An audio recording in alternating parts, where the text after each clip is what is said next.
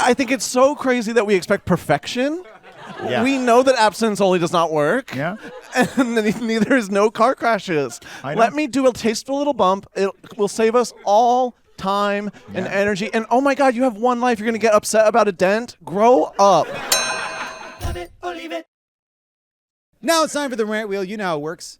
We spin the wheel wherever it lands. We rant about the topic. Let's spin the wheel.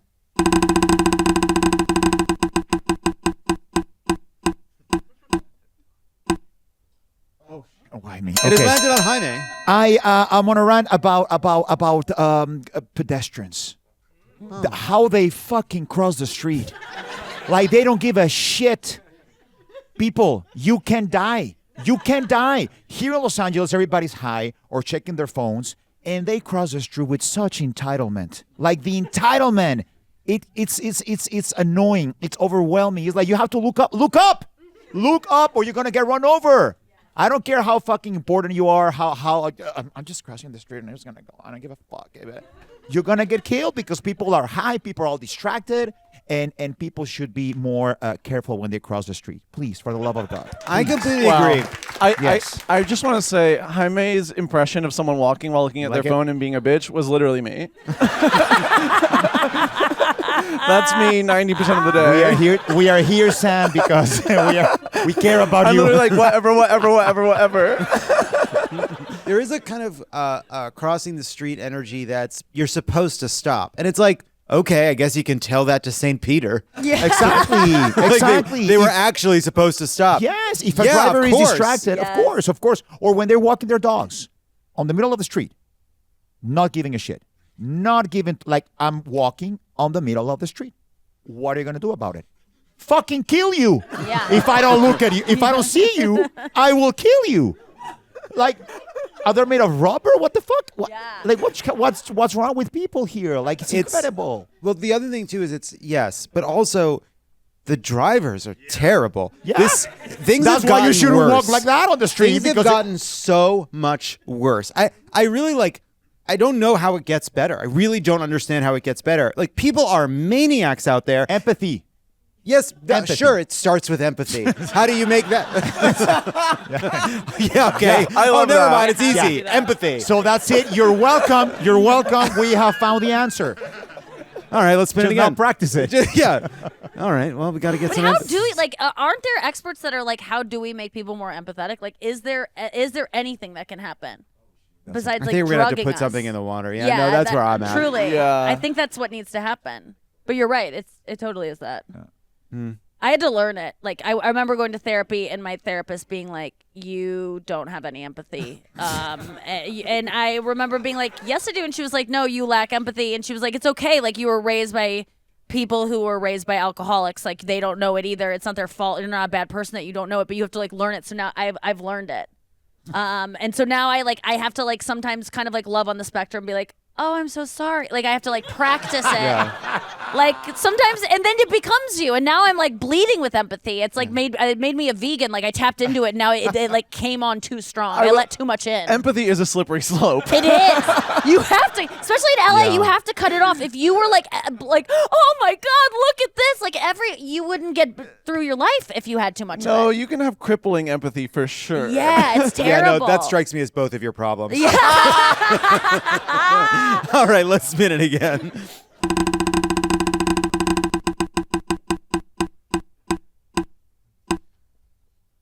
It is landed on Nikki.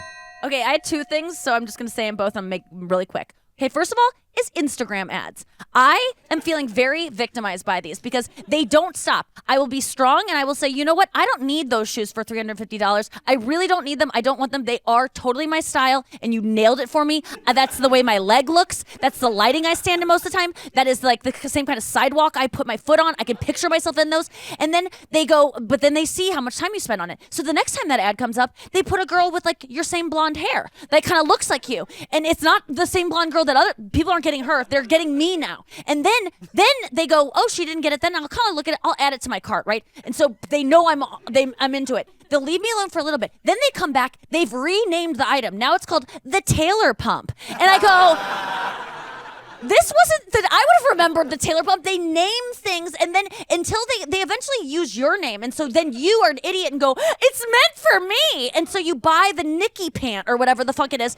And then I just caved on a pair of shoes that I was like, I know you're trying to get me. I know you're doing everything you can to get me, and you're never gonna get me. And I finally fucking caved on these pair of LaRude shoes. I'm calling you out, LaRude. You make great shoes. I bought them $350. Then I was on a plane. And I was scared I was gonna crash, so I bought 2 more pairs. And so then I spent like $700. So I'm spent over $1,000 on 3 pairs of shoes within a 24-hour period. And I go, you won, LaRude, you won.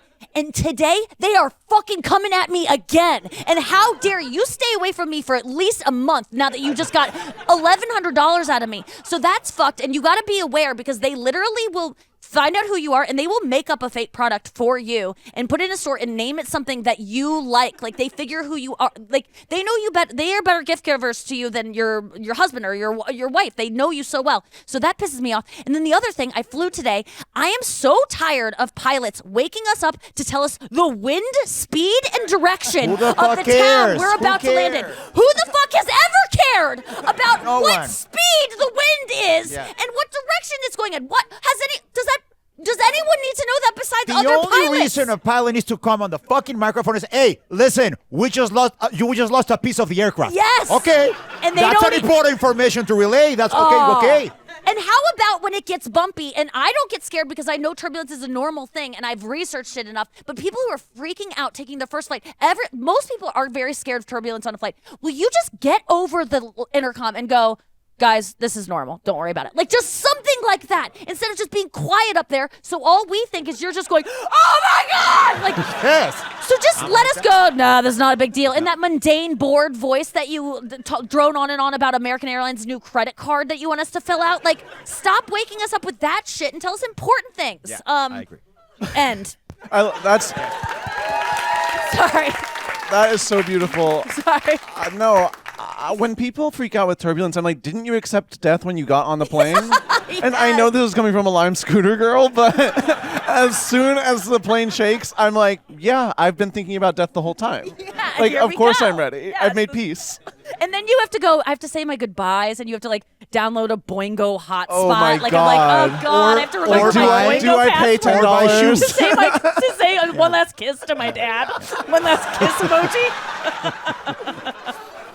I also, to your Instagram ad thing, I literally, all of my Instagram ads now are just gay guys. Like, I have not seen a straight person on the internet in maybe 2 years. The sheer volume of athletic shorts the internet thinks that I want, and the fact that it is so insulting and patronizing that they know that that they can put these cheap knockoff shorts of whatever company on a hot guy, and I guess I'll check out the store. Yeah. Like they're not wrong. They're not wrong. No, they're like not it's like at all he's wrong. pretty hot. I should probably click through to see what colors they come in at least. It is so hard to find. Oh no, it's actually incredibly easy to find gym shorts. Yeah. No, this is every Instagram ad I get is a guy going, oh, my pants are chafing. Yeah, it's a lot of that. It's a lot of that. Here's my feeling on the pilots. I want them to do whatever they need to do to keep being totally reliable. Like these are the most reliable human beings on planet Earth. I don't know how I don't totally understand it, but for whatever reason, it is important to them and their identities as pilots that even though when they started telling us the weather, everybody traveled with a briefcase that had a folder in it, and now we travel with a computer connected to the satellites that know the temperature more accurately and recently than the pilot does. Yes. It is for whatever reason important that pilot tells us as we're landing in Minneapolis or wherever what's going on down there, because he's not just driving a bus. He's not just he's doing a serious leadership job, No, and you're that's right. good. You're right. And, That's I good. want them to keep No. having that fucking vibe. You're so right. They're so reliable. Because nobody else cares about their jobs anymore. And pilots walk through the airport and they're like, pilots? You mean a pilot? And they're like, I got the greatest fucking job in the world. Every day I get to fly a goddamn motherfucking airplane. Hey, you know when you see pilots lose it? There's only one time you'll ever see a pilot lose it. It is the day they retire and they get on the fucking thing and they go, hey, everybody, Delta Airlines. 747s since 1971. I've never missed a day of work. I've never had a cold. I've never so much as had a fever. I've never had a drink of alcohol. I've never set an alarm. Today is my last flight, and you know it's a safe one because my wife and daughter are on this plane. And I'm going to miss doing this. That was so was beautiful. I that was was, getting oh my emotional. God. I had no idea. Wow. He's like, but I do want to warn you, this is a Boeing Air Max 7. Yes. So forget everything I said. And I Fly will- over Sorry the about road. the door. Many things And could I- happen. Like Do the have- roof can fly off. Do you have to might let you get know stuck that- and dive. Several people have gone thump, which is the sound you make when you are sucked out of the side of a plane. The sound is There's no scream. It happens so fast. No. It's just thump. no. And that's how you know. Here's the thing. If you're on a plane and people are scared and making a lot of noise, you're fine. That's turbulence. You're in trouble when it goes fucking silent. That's how you know you're going to die. It's not loud before you die. You're in trouble when Quiet you see before the you flight die. attendants go like, Yes. Yeah. You that's always like, look yeah, at that. we're all gonna die. You know what it sounds like right before a plane explodes, killing everybody on board? Nobody knows. Nobody knows. Let's spin it again. Which I think is the Unbelievable. same. I think it's the same with when you go with with homemade submarines to the Titanic. I think it's the same. the Yes, same very thing. Oh, similar. Yes. Yeah. Yes. Too soon? I'm sorry. Dude, it was 100 years ago. All right.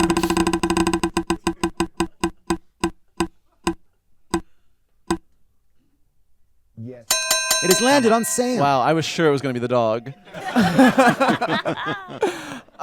Okay, here's what's kind of pissing me off recently in Los Angeles, California. I think you should be able to bump into cars with your car and it be fine. I am sick and tired of bumping into cars and people being so upset. And it's like, there's a lot of us out here. Yeah, of course. And like, if this thing is like a value, keep it at home. I don't like. It's made of metal. It's meant to be run into by me over and over and over. And how am I going to know if I'm as far back as I can go if I'm not bumping into your car? It's literally how I park well. Yeah. I think it's so crazy that we expect perfection. Yeah. We know that abstinence only does not work. Yeah. And neither is no car crashes. I know. Let me do a tasteful little bump. It will save us all time and energy. And oh my God, you have one life. You're going to get upset about a dent? Grow up. Fucking pedestrians accept perfection. Expect the perfection. That's how No, they. we're human, and I'm going to run into your car. Well, so here, I agree with you. I agree with you. You know bumper cars? They've got bumpers on them. That used to be all cars. They all had bumpers on them because we all understood that these things should be able to tap each other and not have it be a fucking thing. And then the car companies were like, we can make them look cooler and we can make them so much more expensive and profitable for us if instead of having a rubberized thing that's made for parking and dutching and bouncing, because of course you're going to bump into fucking shit. You're driving around a giant piece of metal through a city. And instead, they're like, no, we're going to put plastic coating over them, and we're going to make some of them. Sometimes you tap a bumper, you get a dent. That thing connects to like the fucking hood. It's one, basically, it's one big piece of molded plastic. And so instead of having a situation where everybody could just kind of lightly tap each other, give each other a little love tap, a little kiss, a little mwah, instead of that, oh, you touched my car? We're calling the police. oh my Oh, yeah. God. And then I have to Fire say, trucks. and then I have to say, you're not from here. They'll never come. So you're welcome to call them. Here's my information. It's my fault. Goodbye forever. See you at the movies. I tapped into someone while parking recently. I'm learning how to drive in Los Angeles, and he was so chill about it. And I was actually like, "You're my sister forever. Like we are friends, and I love you." Nice.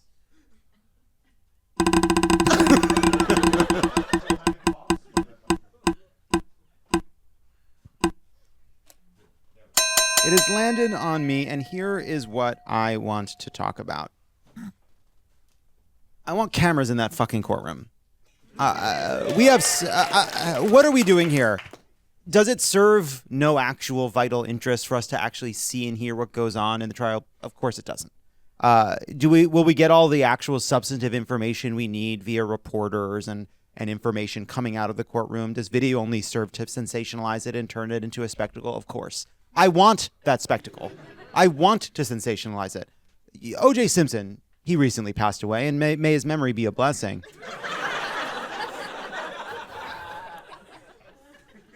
And I remember when that trial was on television, and obviously it led to, it kind of was part of the rise of reality TV and true crime and all the rest. That Gwyneth Paltrow trial was so fucking entertaining.